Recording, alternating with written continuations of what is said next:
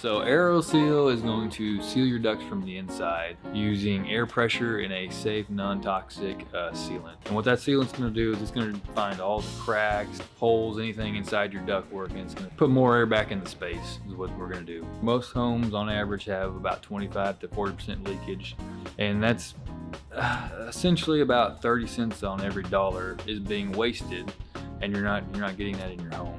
What that does in turn is you're gonna not waste so much of your heated and cooled air.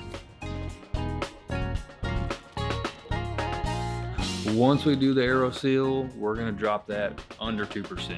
So you're getting the full dollar's worth that you're spending, So that's one of the main benefits of it.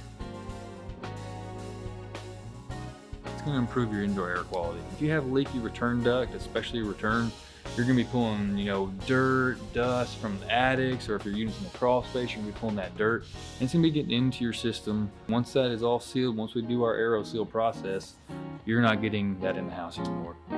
When it comes to leaky homes, about 95% of all homes have duct leakage. Now, for the best fit, I would say would be older homes, your older duct systems, 10 plus years, just because energy codes were not what they were now.